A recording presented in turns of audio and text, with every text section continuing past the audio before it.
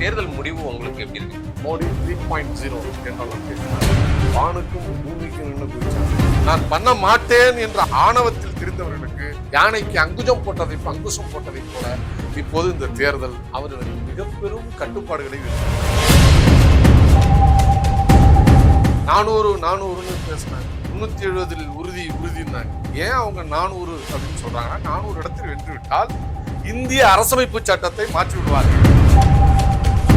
பிரதமர் என்கிற அந்த கண்ணியம் மிகு பதவி இருக்கு, அதற்கே இழுக்கை தரக்கூடிய அளவிற்கு ஒரு பேசினார். தேர்தல் ஆணையம் எந்த நடவடிக்கை எடுக்கலையே, பயம். பங்குச்சந்தைக்காரர்கள் தெரிஞ்சு போச்சு, மோடி தனிப்பெரும்பான்மையோடு வர முடியாது, பெரும் அடி இருக்கிறது என்பதை அவர் பங்குச்சந்தையெல்லாம் வீழ ஆரம்பிச்சிச்சு. அப்ப அதானி வீழ்ந்தால் இவரும் தேர்தலில் விழுந்து விட்டார் என்பதை ரொம்ப தெளிவா நீங்க புரிஞ்சு. யோகேந்திர யாதவ் அவர் தான் சொன்னாரு, பாஜக 230 240க்குள் அடங்கிடும் அப்படிங்கறத அவர் ஆணித்தரமா யோகேந்திர யாதவ் சொன்னார். நான் பயாலஜிக்கலா பிறக்கல, எங்க அப்பா அம்மாவுக்கு உயிரியல் ரீதியாக நான் பிறக்கல, ஒரு கடவுளின் குழந்தை, கடவுளே வந்தாலும் தோற்கடிப்பியா அப்படின்னு தான் மக்கள் நின்று இருக்கிறார்கள். 2வது சுற்றுக்கு பிறகு 3, 4, 5 இந்த 3 சுற்றுகள் 5000 ஓட்டு பின்தங்கி இருந்தாங்க. ஆரம்பமே அவருக்கு பின்னாடி மோடி பக்தர்கள்லாம் அரண்டு போய்விட்டாங்க. இன்னொன்னு, இந்த அமேதி தொகுதி ஸ்மிருதி இரானி தான் அதுல வெற்றி பெற்று 2 முறை. நம்ம ஆடின ஆட்டம் கொஞ்சம் நஞ்சம் இல்ல, ஆணவத்தின் உச்சியில் என்று பேசினார். மக்கள் சரியான தீர்ப்பை அளித்திருக்கிறார். ஸ்மிருதி இரானி தோற்கடி பல லட்சம் ஓட்டு வித்தியாசத்தில் தோற்கடிக்கப்பட்டிருக்கிறார். இப்ப இது தெளிவா தெரியுது இல்ல, மோடி யுக புருஷர் இல்ல, அவர்களுடைய சொந்த மாநிலம் கவு பெல்ட்னு சொல்ற, ஹிந்தி ஹார்ட்லேண்ட் சொல்ற, மினி இந்தியான்னு சொல்ற உத்தரப்பிரதேசத்திலேயே மக்கள் நிராகரிக்கிறாங்க. 3வது முறையா 1962க்கு பிறகு, நேருவுக்கு பிறகு மோடி 3வது முறையா பிரதமராக அந்த சாதனையை பண்றாரு. மோடி பக்தர்களுக்கு கிடைத்திருக்கிற ஒரே வார்த்தை 3வது முறை. கிரிக்கெட்ல 10,000 ரன் அடிச்ச பிறகு சமன் செய்து நாங்கள் வர்றோம்னு சொல்ற மாதிரி இவர் வந்துட்டாருங்கிறாங்க. ஆனா காங்கிரஸ் 3 முறையே தனித்த பெரும்பான்மையோடு வெற்றி பெற்றது, விடவே முடியாது. அதுக்கான வாய்ப்பு உங்களுக்கு வரலாறு வழங்கியிருக்காங்க.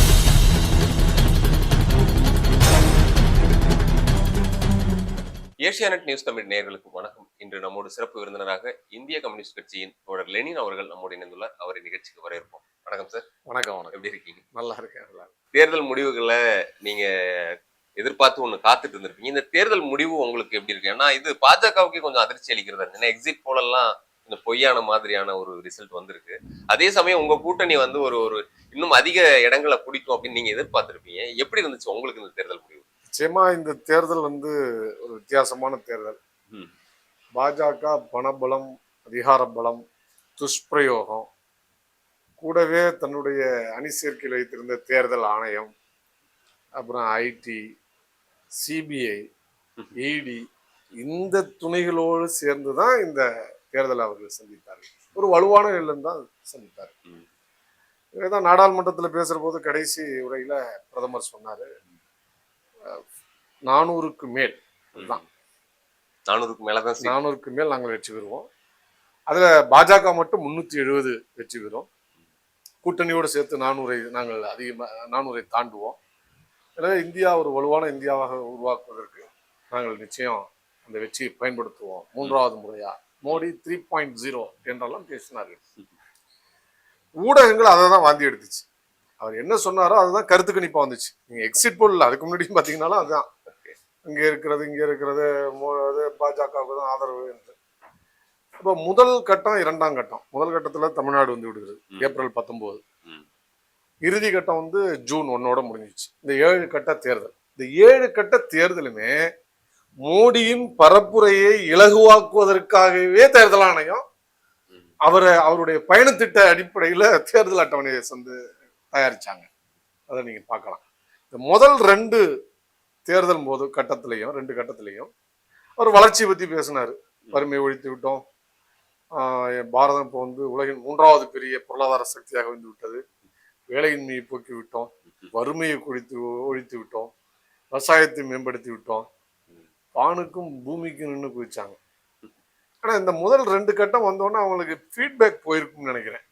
எனவே அதுக்கு பிறகு வளர்ச்சியை பத்தியே பேசல. நம்ம கவர்ச்சி நாயகர் வளர்ச்சி நாயகர் தான் வந்தாரு, அவர் அதை பற்றி அதுக்கப்புறம் சாதனைகள் அதுக்கு பிறகு எதுவும் அதுக்கு பிறகு சாதனையும் பேசல. அதுக்கு பிறகு வேதனையை பற்றி தான் பேசினார். இஸ்லாமியர்களை குறி வைத்து ஒரு வகுப்பு வெறி பிரச்சாரத்தை, வகுப்புவாத வெறி பிரச்சாரத்தை தான், மதவெறி பிரச்சாரத்தை மேற்கொண்டார். காங்கிரஸ் கட்சி அதனுடைய தேர்தல் அறிக்கை எங்கேயுமே இஸ்லாமியர்ங்கிற வார்த்தையே வராது, அப்படி எதுவுமே சொல்லல. ஆனா இடஒதுக்கீடை எடுத்து விடுவார்கள். காங்கிரஸ் கட்சி வந்துச்சுன்னா ஆதிவாசி, தலித்து, பிற்படுத்தப்பட்டவருக்கு உள்ள இடஒதுக்கீடை பிடுங்கி இஸ்லாமியர்களுக்கு கொடுக்கறதுக்கு அவங்க தயாராயிட்டாங்க அப்படின்னு அவர் பேசினாரு. இன்னொன்னு, வளங்களை எல்லாம் எடுத்து இஸ்லாமியர்களுக்கு கொடுக்கறேன்னு சொல்றாங்க, மன்மோகன் சிங் பேசியிருக்காரு. அப்ப வளங்களை எல்லாம் சொன்னாக்கா இன்னும் உங்க தாலி கூட நிலைக்காது, தாலி கூட பிடுங்கி அதுல உள்ள தங்கத்தை உருக்கி இஸ்லாமியருக்கு கொடுத்துருவாங்க. ஒரு வகுப்பு வெறி பிரச்சாரத்தை தான் மோடி மேற்கொண்டார். 2 எரும மாடு இருந்துச்சுன்னா ஒரு எரும மாட்டை பிடிங்கி இன்னொரு எரும மாட்டை முஸ்லீம்கிட்ட கொடுத்துருவாங்க. இப்படி பிரதமர் என்கிற அந்த கண்ணியம் மிகு ஒரு பதவி இருக்கு, அதற்கே இழுக்கை தரக்கூடிய அளவிற்கு அவர் பேசினார். தேர்தல் ஆணையம் எந்த நடவடிக்கையும் எடுக்கலையே, ஒரு நோட்டீஸ் விட்டதோட சரி, அது இவருக்கு விடல, பயம் கட்சியினுடைய தலைவர் JP நட்டாவுக்கு விட்டது. அதுக்கு ஈக்குவலா காங்கிரஸ் தலைவர் பேசினாராம், அவரும் வகுப்பு வெறி பிரச்சாரத்தை மேற்கொள்ளல, வேற ஒரு பிரச்சாரத்தை கோடிட்டு காட்டி அவருக்கும் ஒரு நோட்டீஸ கார்கேக்கு அனுப்புனாங்க. அதுதான் தேர்தல் ஆணையம் நடந்துகிட்ட முறை. இதுல என்ன பிரச்சனைன்னா, முழுக்க முழுக்க எல்லா இடங்களிலும் அவங்க அணிகள், பிரச்சாரங்கள், பத்திரிகைகள், தொலைக்காட்சி எல்லாத்துலயும் மோடியின் பிம்பம் தான் ஊட்டப்பட்டது. 400 பேசினாங்க, 370 உறுதினாங்க. ஆனா என்ன ஆனது அப்படிங்கிற போதுதான் பிரச்சனை வந்தது. இப்ப கருத்து கணிப்பு அதுக்கு தகுந்தவாறு நடந்துச்சு. அதுக்கப்புறம் எக்ஸிட் போல் 7 கட்டம் முடிஞ்ச உடனே வந்துச்சு. சரி, எக்ஸிட் போலாவது கொஞ்சம் ரியாலிட்டியா இருக்கும் அப்படின்னு பார்த்தா அதை அப்படியே வாந்தி எடுக்குது. என்னன்னா மோடி பிரச்சாரம் பண்ணாரோ பெய்டு நியூஸ் தானே இவங்க போட்டாங்க. அந்த பெய்டு நியூஸை போடலனாலும் அதை இப்ப உண்மையான நியூஸ் மாதிரி இவங்க கருத்து கணிப்பு நடத்தி எக்ஸிட் போல் ரிசல்ட்டுங்கிற மாதிரி போட்டு எல்லாம் பாருங்க 359 இருந்து 411 இதுக்கு இடைப்பட்ட இந்த இதுதான் கொடுத்தாங்க. எந்த சேனலும் அதை குறைக்கல. அவ்வளவு பெருந்தன்மையோட நடந்துகிட்டாரு. யோகேந்திர யாதவ்ன்ற ஒரு பெரிய, உங்களுக்கு தெரியவர், நல்ல புகழ்பெற்ற ஒரு அறிஞர். அவரு வடபுலம் முழுவதும், வட மாநிலங்கள் முழுவதும் சுற்றுப்பயணம் செய்து அவர் தான் சொன்னாரு, பாஜக 230 240க்குள் அடங்கிடும், கூட்டணி வேணா ஒரு 30 வெற்றி பெறலாம், 30 35 வெற்றி பெறும், ஆனா பாஜக வெற்றி பெற முடியாது அப்படிங்கறத அவர் ஆணித்தரமா சொன்னார். பிரசாந்த் கிஷோர், உங்களுக்கு தெரியும், அந்த சர்வே மன்னர், அவரும் பாஜகவுக்கு ஆதரவா தான் தனி பேட்டி எல்லாம் கொடுத்தாரு. இப்போ ஒரு உளவியல் தாக்குதல நடத்தினாங்க. அப்பதான் உங்களுக்கு தெரியும், பங்கு சந்தையெல்லாம் திடீர்னு ஏறிச்சு பாருங்க, நஷ்டத்துல போயிட்டு இருந்த பங்கு சந்தைக்காரர்கள் தெரிஞ்சு போச்சு, இது மோடி தனிப்பெரும்பான்மையோடு வர முடியாது, பெரும் அடி இருக்கிறது என்பதை அவர் பங்கு சந்தையெல்லாம் வீட ஆரம்பிச்சிச்சு. இந்த 2 நாள் தூக்கி நிறுத்தினாங்க. இப்ப அதுல அதானி லாபம் கழித்தார். இப்ப மறுபடியும் நேற்று தேர்தல் வந்தோடனே அதானி வீழ்ச்சி அடைந்திருக்கிறார். இதெல்லாம் தெரியும். அப்ப அதானி அப்படின்னாலே என்ன, மோடி அமித்ஷா தான் இந்த கூட்டணி. அப்ப அதானி வீழ்ந்தால் இவரும் தேர்தலில் விழுந்து விட்டார் என்பதை ரொம்ப தெளிவா நீங்க புரிஞ்சுக்கணும். என்ன பிரச்சனைனா, அவங்க வைத்த எந்த வாதமும் மக்கள் மத்தியில எடுக்கல. இளைஞர்கள் காத்திரமாக எதிர்த்து வாக்களித்திருக்கிறார். உத்தரப்பிரதேசத்துல போன முறை அதுக்கு முறை 72 இடத்துல வெற்றி பெற்றார்கள் 2014. இந்த முறை ராமர் கோயில் 2019 62 இடம், இன்னும் 2 இடம் கூட்டணி கட்சிகள் வெற்றி பெற்றது. இந்த முறை நீங்க சொன்ன மாதிரி ராமர் கோயில், அவங்க பிரச்சாரமே ராமர் கோயில் வெற்றி விழாவோடு தானே தூங்கியது. ஒரு 4 மாசத்துக்கு முன்னாடி ராமனுக்கு அந்த ஆலயத்தை நாங்கள் தான் செஞ்சோம் மிகப்பெரிய அளவுக்கு, எனவே நாங்கள் மாபெரும் வரலாற்று தீர்ப்பை நாங்க அளித்திருக்கிறோம், இந்துக்களுக்கு ஒரு பெருமித உணர்வை தந்திருக்கிறோம் அப்படின்னு சொன்னாங்க. ஆனா அந்த அயோத்தியா இருக்கிற ஃபைசாபாத் தொகுதி இருக்குல்ல, அதுல சமாஜ்வாடி கட்சி வெற்றி பெற்று விட்டது, பாஜக உறுப்பினர் தோல்வி அடைந்துட்டார். இது எதை காட்டுது, நீங்க ராமர் கோயில் இந்த விஷயங்கள்லாம் எடுக்கல மக்கள் மத்தியில, விவசாயிகள் மத்தியில, ஒடுக்கப்பட்ட மக்கள் மத்தியில, குறிப்பாக சொல்ல வேண்டும் என்று சொன்னால் இளைஞர்கள் மத்தியில. இளைஞர்கள் கேட்பது வேலை வாய்ப்பு. அவனுக்கு அப்பப்ப கிடைச்சி இந்த இந்த ராணுவத்தை கூட அக்னிவீர்னு சொல்லி அதையும் பறிச்சுட்டீங்க, பர்மனன்ட் ஜாப்பே இல்லாம அழிச்சிட்டீங்க. அப்ப இது முழுவதும் அவங்கள்ட்ட கோபத்தை உண்டு பண்ணுது.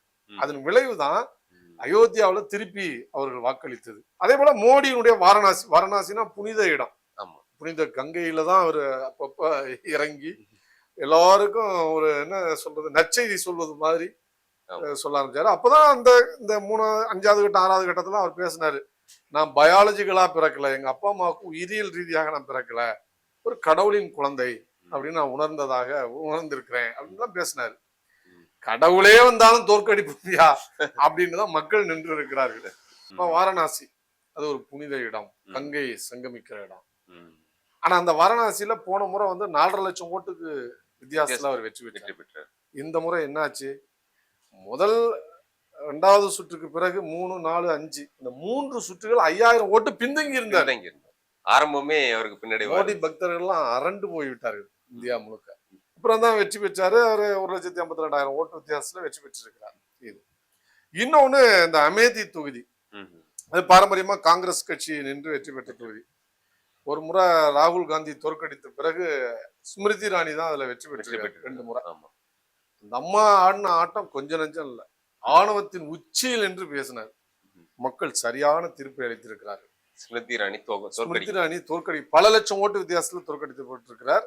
காங்கிரஸ் கட்சியை சார்ந்த அந்த KL சர்மா வெற்றி பெற்றிருக்கிறார். ராகுல் காந்தி இந்த முறை ஊபியில போட்டிட்டார், ரேபரலி தொகுதியில.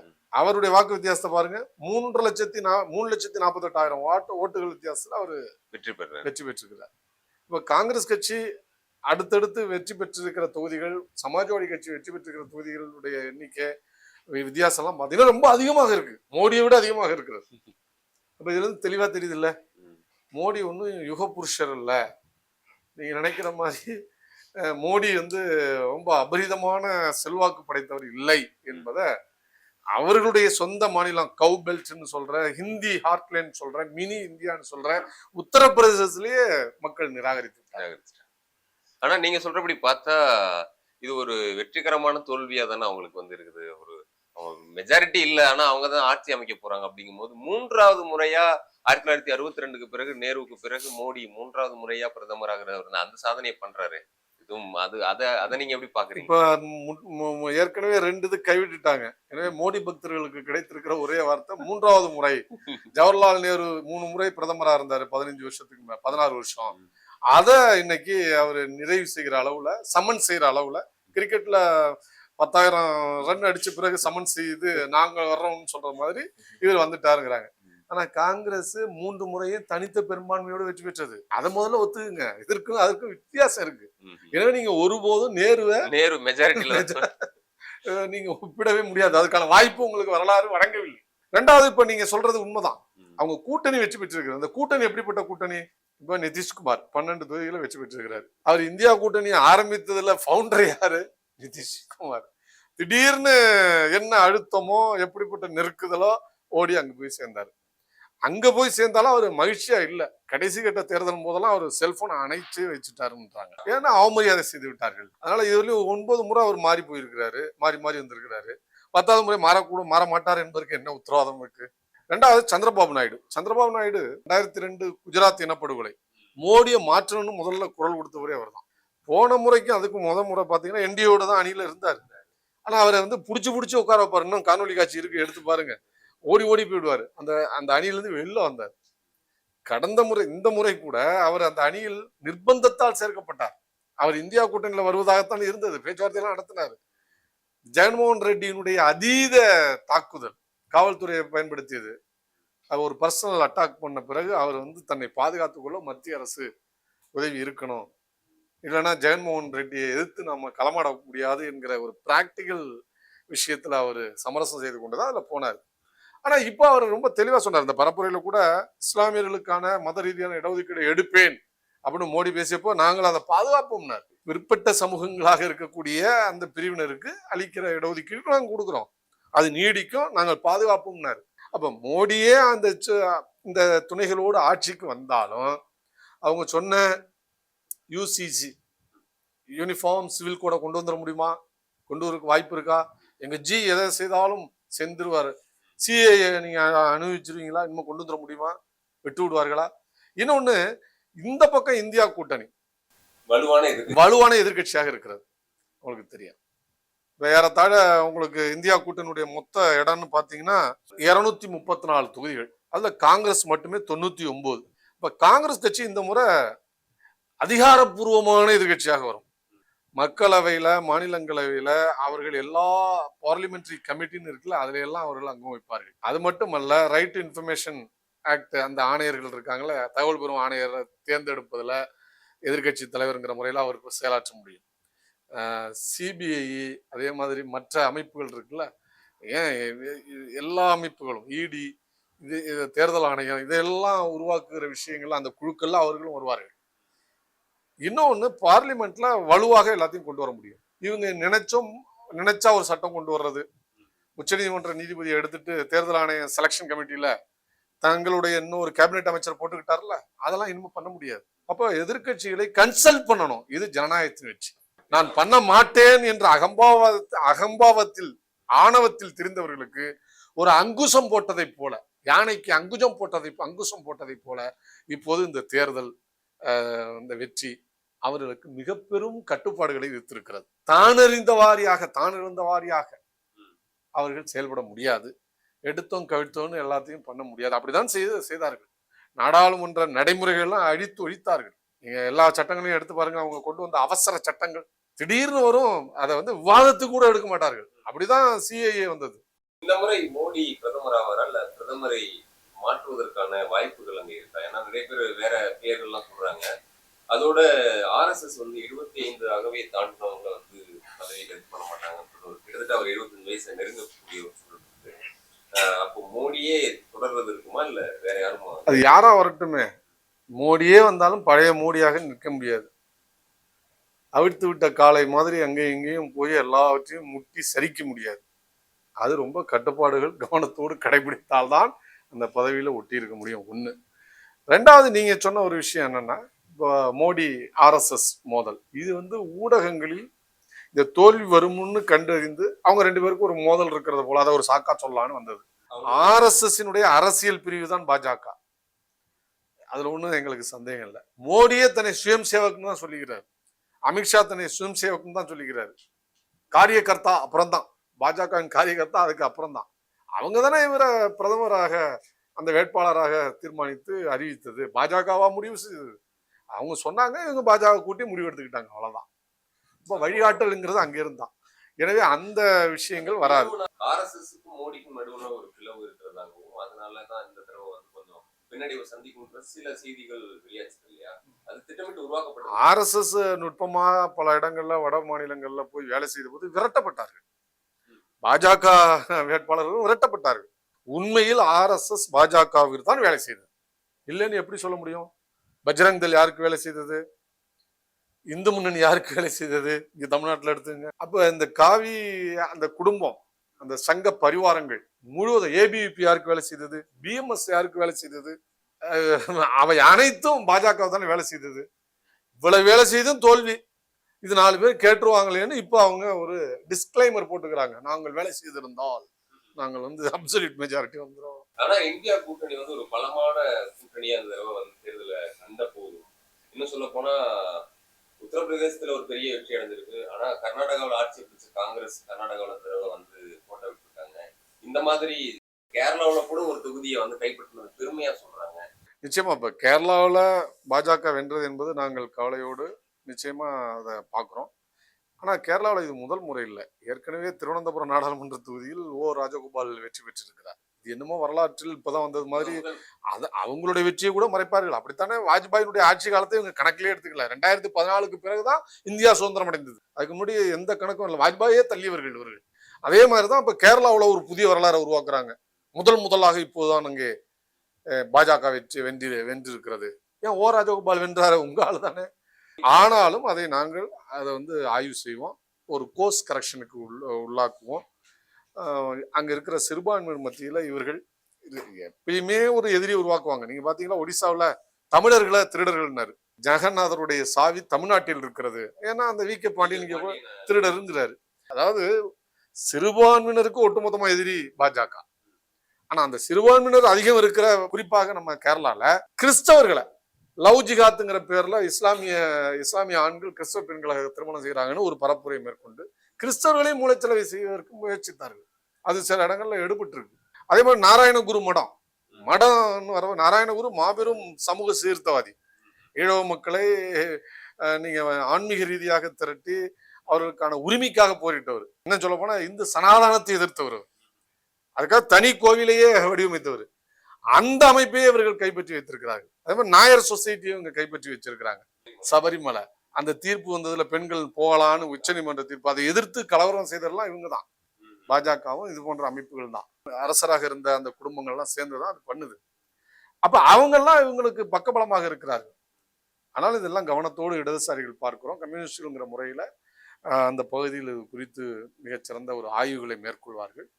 இந்த தவறு எங்கு நிகழ்ந்திருந்தாலும் அந்த தவறை சரி செய்வதற்கு மக்களிடம் கற்றுக்கொள்வது, மக்களுக்கு கற்றுக் கொடுப்பதுமான அந்த பணி தொடரும் அப்படின்னு தான் அறிவிச்சிருக்கிறாங்க. நிச்சயமா அதே போல கர்நாடகாவில போன முறை காங்கிரஸ் ஆட்சி தெற்க பாஜக ஒன்றும் பண்ண முடியாதுன்ற சூழலை உணர்த்திருக்காங்க அப்படின்னு சொன்ன இடத்துல அவங்க இன்னைக்கு ஜெயிச்சிருக்காங்க. இதுல காங்கிரஸ் எங்க போட்டது இல்ல, காங்கிரஸ் கட்சியை பொறுத்தவரை அதான் சொல்ல வந்தேன்.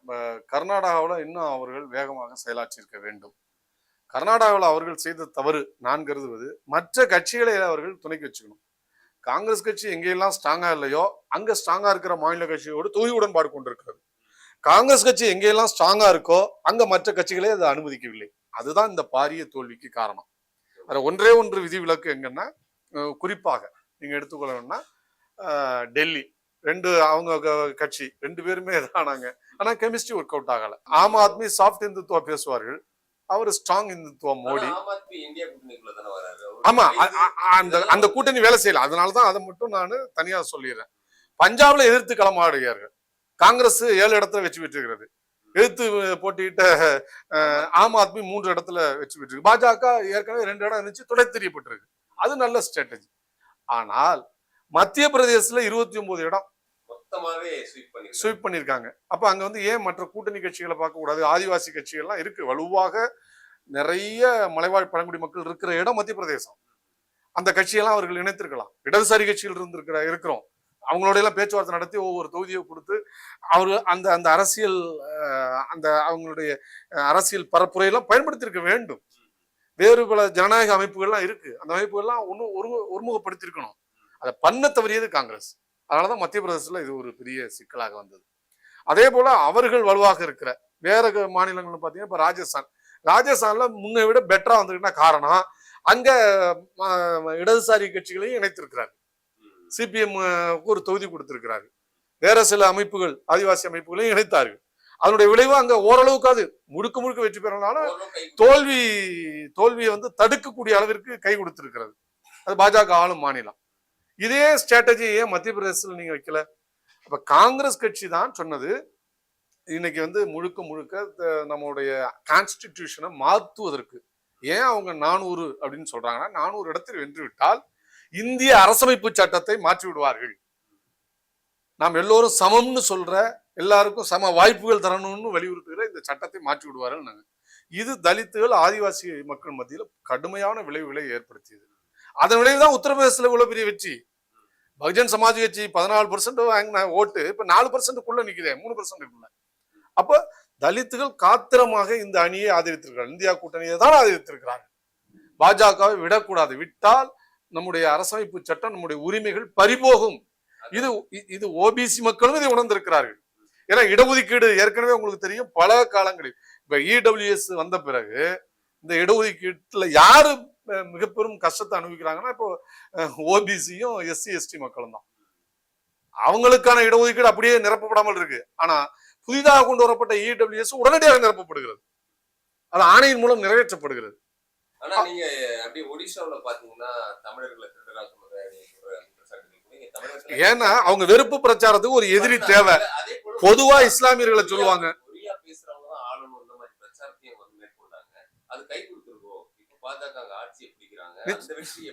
இப்ப அது மட்டுமல்ல, 24 வருஷமா அவரு அங்க தொடர்ந்து இருந்திருக்கிறார். அதுக்கான ஆன்டி இன்கம்பன்சிங்கிறது கட்டாயம் இருக்கும். இத்தனை காலம் ப்ரோ இன்கம்பன்ஸ்லயே அது வெற்றி பெற்றார்கள். இந்த முறை கூட பாஜக ஒன்றும் எதிர்த்து களமானல, அவங்களோட கூட்டணியில தான் இருக்க விரும்பினார்கள். ஏன்னா மத்தியில் அவங்க ஆட்சிக்கு வரணுங்கிறதுக்காக அந்த இடத்தை விட்டுறக்கூடாதுன்னு அவங்க நினைச்சாங்க.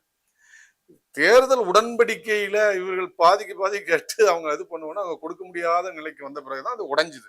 அப்பதான் எதிர்த்து களம் காண்கிறார்கள். இப்ப அதன் விளைவாகத்தான் இது ஒரு பிளவு வந்தது. ஆனா மக்கள் மத்தியில ஒரு மாற்றம் வேண்டும் என்கிற உணர்வு இருந்திருக்கிறது. அதனுடைய பிரதிபலிப்பு தான் அது. பாஜக வர வேண்டும்ங்கிறது இல்லை. அந்த இடத்துல காங்கிரஸ் ஒரு பொருத்தமான மாற்றாக அது பார்க்கப்படலை. அதுக்கு காங்கிரஸ் தான் அது முயற்சி எடுக்கணும். ஏன்னா காங்கிரஸ் பாரம்பரியமான ஒரு கட்சி. மற்ற கூட்டணி கட்சிகள்லாம் இணைத்து அதனுடைய செயல்பாடு எப்படி இருந்துச்சு அப்படிங்கிறதெல்லாம் இன்னும் தெரியல. இவர்களும் அப்படித்தான் அங்கே நடந்துக்கிறாங்க. யாரையும் அங்கே இணைப்பதில்லை. ஏன்னா குறிப்பாக இந்திய கம்யூனிஸ்ட் கட்சி அங்கே வலுவானது. அந்த மாநிலத்தில் இடதுசாரிகள் வலுவாக இருக்கிறார்கள், பல பகுதிகளில் இருக்கிறாங்க. அப்போ அதை அவங்களெல்லாம் ஒருங்கிணைக்க வேண்டிய பொறுப்பு அவங்களுக்கு இருந்தது, காங்கிரஸுக்கு இருந்தது. அதெல்லாம் இணைக்க தவறி விட்டாங்க. இவர் ஜேடியு என்ன நினைச்சாருன்னா, தன்னை விட்டா யாரும் பண்ண முடியாதுன்னு தனித்து நின்னார். அவர் யாரையும் கூட்டணியில் சேர்க்கல. இதெல்லாம் இணைந்துதான் அங்க ஒரு மாற்றத்தின் சமிக்கைங்கிறது வந்து தோல்விக்கு காரணம். தேர்தலை எப்படி மக்கள் அணுகிருக்காங்க? சில இடங்கள்ல சுயேட்சைகளை வெற்றி பெற்றிருக்காங்க. அதெல்லாம் எப்படி? முதல் முறையாக இந்தியா கூட்டணி இப்போ ஒரு அரசியல் களத்தை இங்கே கொண்டு வந்த பிறகுதான் ஒரு சபால்டன் செக்குலரிசத்தை கொடுத்திருக்கிறோம். அரசமைப்பு சட்டம் எவ்வளவு முக்கியம் என்பதை உணர்த்திருக்கிறோம். விளிம்பு நிலை மக்களிடம் செக்குலரிசம், குறிப்பாக மதச்சார்பற்ற தன்மை என்பது எவ்வளவு அவசியம் என்பது இப்பதான் முதல் முறையா போயிருக்கு. அதனுடைய வெளிப்பாடு தான் உத்தரப்பிரதேசத்துல வெடித்தது. அதனுடைய வெளிப்பாடு தான் பல வட மாநிலங்கள்ல காங்கிரஸுக்கான வெற்றியாக வந்திருக்கிறது.